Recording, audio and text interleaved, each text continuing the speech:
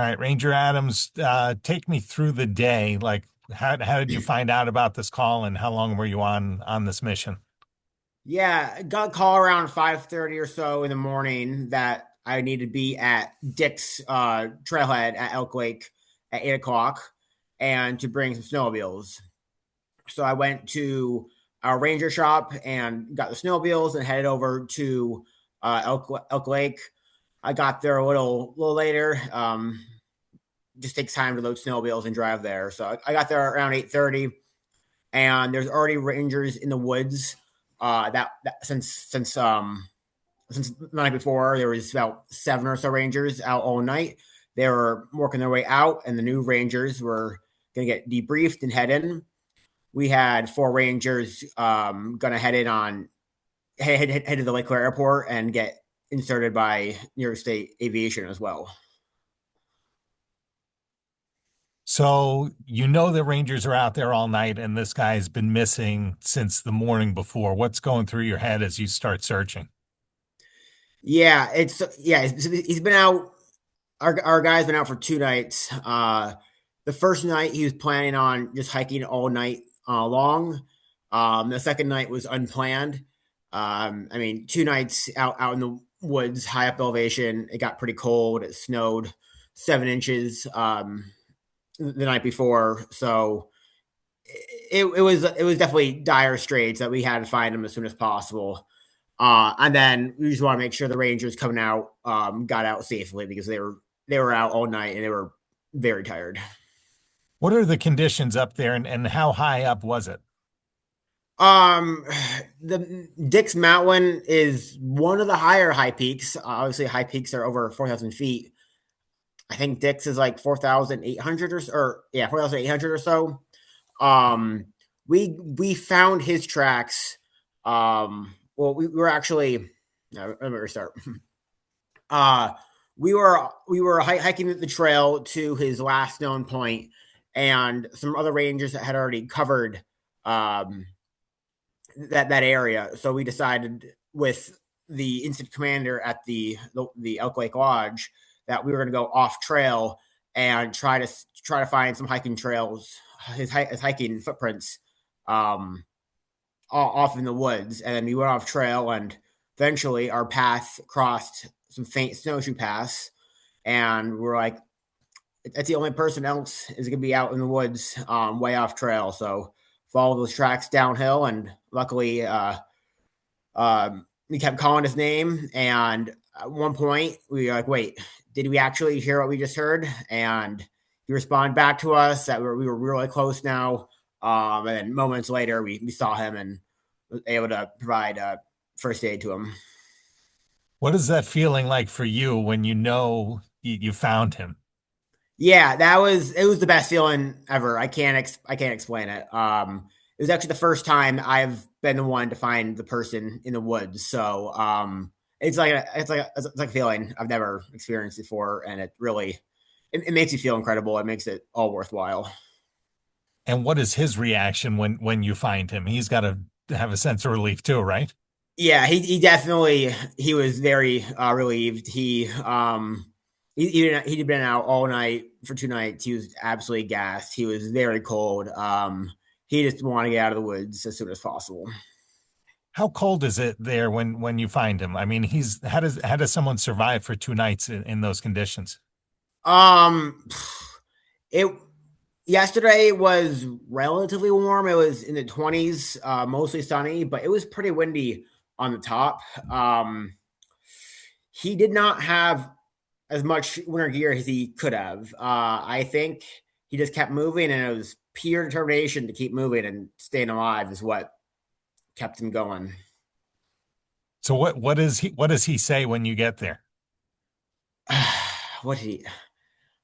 The whole time that I was with him, it was like a blur. It was only like 40 minutes between me getting to him and the helicopter coming and picking him away. Um, he was just I can't remember his exact words, but he was just very grateful that we were there out searching for him. He heard the helicopter that brought the Rangers in up high, and so he knew we were out looking for him, but he just he just kind of keep moving around. He would have gotten a lot colder than he already was. And then take us through the hoist. How does that work for someone who's never been involved in a hoist before? Yeah, so we give him a debrief. So the helicopter comes. The hardest part is finding the helicopter finding us. Thankfully, we have issued orange Arc'teryx jackets, which makes it easier to be spotted from the ground. But a lot of times we're doing these picks. We're high up in the mountains, so on like a ridge, so it's easier to be spotted. We were in a valley in a riverbed, a frozen riverbed, so it was pretty hard for the helicopter to find us. We gave them our GPS coordinates, but then still, as they're coming in, you're talking into the helicopter of, okay, we're at your, keep coming on that line. We're at your 9 o'clock. All right, now we're 12 o'clock. Keep coming. All right, we're waving to you now. Do you see us? So you talk it in like that, and the helicopter came around and dropped the harness out of the helicopter. Just threw out the helicopter. We got the harness. The helicopter comes, leaves, flies around a little bit, and we're setting the patient in the harness. Me and Ranger Duchesne, and we're talking to him. Okay, it's gonna be loud. I need you to stay up straight. You can hold the hook with this by his black plastic ball, but don't touch the hook. Don't touch the carabiner. When you might spin a little bit. When you get up to the ship, there's going to be a little skid. You can put your hand there to stop you from spinning, but don't grab anything. Don't try to climb into the helicopter. The ranger is going to spin you out so you're face away from the helicopter, and he's going to pull you in backwards, and you can help scooch in. So you're trying to give him like a little like crash talk of what's going to happen. That's going to be noisy. But it really is only so much you can do prepare because it's going to be windy. They're going to spin. And it's just the fastest way out for the patient. Looking at the video, it looked like you were basically in the middle of the woods. How hard is that, like, Yeah. to make it a spot to find you? I Yeah, so it can be pretty hard. That is the biggest challenge with our woods being so thick, especially high up. The trees are so small and tight together. Thankfully, he was following a drainage, so we were literally standing in that frozen river, and we were walking around where we found him. We were trying to do a quick sweep of where's a good spot in the woods to find to fly him through the trees. And I cut down a small tree to make the hole a little bigger. So I usually carry a saw for that kind of things. But it can be a challenge, and you just got to work with what you got. And sometimes you don't have a big opening, but thankfully this opening was pretty big. The biggest challenge was the rotor wash from the helicopter. All of that snow and wind was blowing in our faces, and it was pretty hard to see the hook coming down at me. and now after he gets hoisted up, you then have to hike all the way out. Yep. And then do you get any sleep on it on a day like that, or is the adrenaline keep you pumping? Yeah, that was the hardest part. So he flies out. We had to hike out our gear and his gear as well. And the drainage out from where we found him back to the hiking trail was pretty rough, and that took us a while.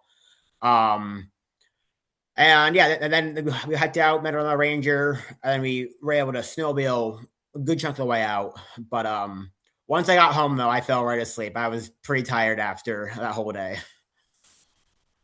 What suggestions would you have for someone who's hiking in the winter? Yeah, definitely bring more than you think. A regular day hike, as you're moving, you stay warm, but as soon as you stop moving, you need a lot of gear to keep yourself warm. Extra socks, extra gloves, extra base layers, really warm, puffy jackets, puffy pants, a bivy of some sort, space blanket, um, water, food. He had 3 pairs of gloves, and he lost one. The other two got soaked through. So you need a lot more gear in the wintertime than you think you do. Another thing is don't hike alone if you can avoid it. When you're in a group, you have more people to have more gear. So you can kind of share gear. One person bring a stove instead of you each having a stove. And then just tell someone where you're going and when you expect to be back. He was able to contact a family member pretty high up that gave us a coordinate of the last spot to check, and his tracks went off trail probably around that spot, and we were able to find his tracks off trail, but relatively close to that last known point.